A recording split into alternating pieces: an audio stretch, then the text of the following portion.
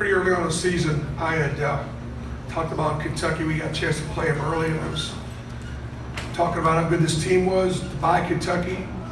I thought that there's a couple reasons for that. One, I know a lot of the kids that are on this team. You know, we had EJ committed for a while, had recruited Ashton really hard for a number of years. We were one of the first ones to offer Keldon when he was probably a sophomore. I spent years in Milwaukee, so I knew a lot about Tyler.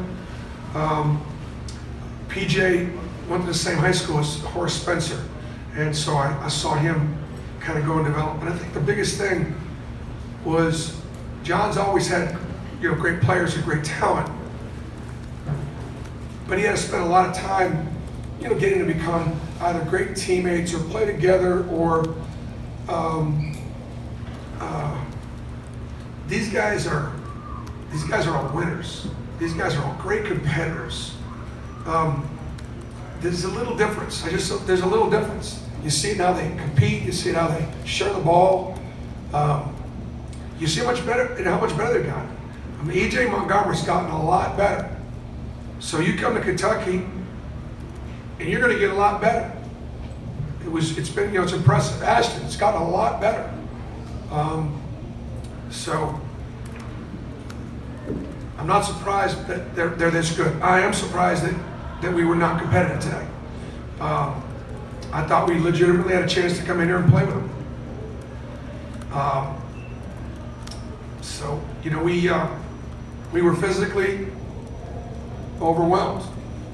We had given LSU 29 second chance points and lost in the last possession game, and you guys know how good LSU is.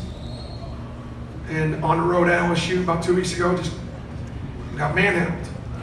And here today, we got manhandled in a different way. It wasn't just the second chance points. It was Kentucky, one of the best defensive teams in the country.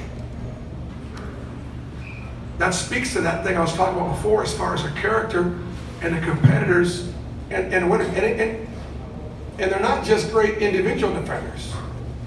You know, Tyler Euro may be coming in, so, you know, you could take him off the bounce, drive him downhill, or, you know, Keldon at his size trying to play guard. They've improved in that area. They compete and they stay in front of you. So as a result, they took a pretty good offensive team in Auburn and made us look really bad. Questions for Coach? Bruce, speaking of that, Bryce and Jared struggled to shoot. Was there something in particular that held them back?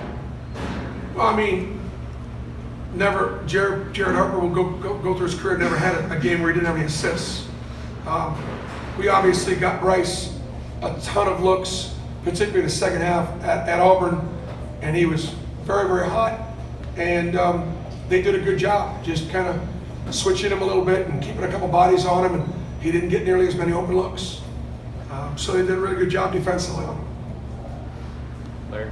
Bruce, you just talked about the improvement that PJ has made. I think yesterday you were talking about the S rank among the top players in the country. Do you feel even more that way after watching him today in person? I'd say this. I think in PJ's case, he had that ability a year ago. He has what you're seeing. I've seen this, but now it's being brought out. I think that's what John was talking about even early on in the season. Like, this is the player he saw, not so much the player that's developed into this. That doesn't mean he's not gotten better. That doesn't mean he's not developed. I mean, John expected this. He just thought he'd see it sooner, in my opinion. You know, he's playing with great confidence. He's playing a great role. You know, he's being consistent with the things he's doing. He's big and strong enough to physically dominate the most physical power forwards in the country. And yet he's quick enough and skilled enough to be able to step on the floor and do things like a big guard. National Player of the Year candidate without question. Okay, Coach in the back on the right, Kyle. What did you think was sort of the secret to them making up for the absence of Reed Travis? Was it a collective thing to you that they have, you know, Keldon gets 17 rebounds? And Yeah, I agree with you. So they say, listen, our best rebounder, our most physical player isn't with us.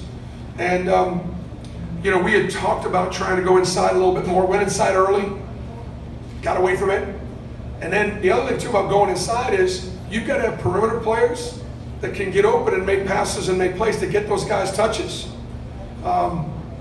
You know, our game plan was, you know, to try to go inside more to Austin, try to go inside more to, you know, to Anthony and Horace. And more than anything, I thought their perimeter guys did a good job of extending our catches and not making it as easy to go attack EJ inside and go, look, EJ and Nick were both in McDonald's All-American game. It's not like, you know, they're not great players. But I think there's a reason why Reed Travis was out there. He was playing really well. Against a team with a bigger, dominant, more frontline player, it could bother them without him, but not against us. In the middle. Coach, I know you were saying in the opening statement you were shocked about today, but given the way you guys were defending your last 7 opponents behind the 3-point arc, how surprised and shocked were you to see the way UK shot the ball? They shot it great. I'm sure John challenged them knowing, hey, we're playing against a team that's made more threes, shot more threes, and shot the best percentage in the league. We don't just shoot a lot of them. We shoot a lot of them, we make a lot of them, we shoot the best percentage in the league. Not tonight. And I think he challenged his shooters a little bit. What bothered me, I think most probably, 2 things. One, we knew PJ was shooting as well, and for some reason we backed off of him. Shouldn't have. And then we came off, again, drill penetration is key. They got guys that can turn corners. We came off Tyler a few times and made open shots. What they do is good, what they do is simple. Okay, time for 2 more. Suits their personnel. I'm sorry, Coach. Excuse me. Time for 2 more. Bruce, every time you come to Rupp Arena, you speak really glowingly about the experience, the history, and the tradition. They honored the 58 championship team today. As an aspiring head coach, how often do you dream about maybe coaching a place like this? Listen, I spent 9 years at Southern Indiana as head coach, and I thought the closest I was ever going to get to Rupp Arena and coach might have been a sports center in Owensboro, Kentucky. And for those of you that have been there, you know what I'm talking about. That is a great place to coach, but you're Division II, and you know, you might buy a ticket to go watch a game in Rupp. I saw the Final Four in here a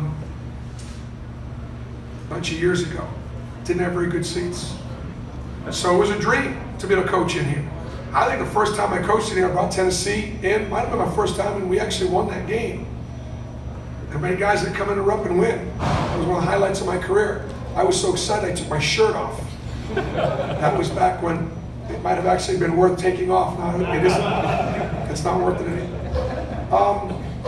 And then when I walked out onto the court, and I want to just say this for the fans that were there, they cheer, they give you an ovation or a hand, recognize you. There have been a couple times my teams haven't played well here, and I've actually kind of apologized to the Kentucky fans that know good basketball. I'm sure they're happy that Kentucky won. I think they were probably expecting a little bit more out of this Auburn team than they got, and so felt kind of uncomfortable going out there to any kind of applause because of the way my team played, the way I coached. It wasn't up to the standards of being on the opportunity to coach it. Last one here. If Ashton Hagans is hitting jump shots, is there any way to defend Kentucky at this point? Well, try not to let him go right around you. I mean, he's going to go around you, but try to make him go left around you occasionally, not right around you. And he went right around us, and he made jump shots. And he played great. But all of his shots were in rhyme and in rhythm. He knows teams are going to go double the post on PJ, and he knows where he needs to go, and he's not even thinking twice about shooting it. Ashton is such an unselfish player, and always has been. And he has always gotten off more at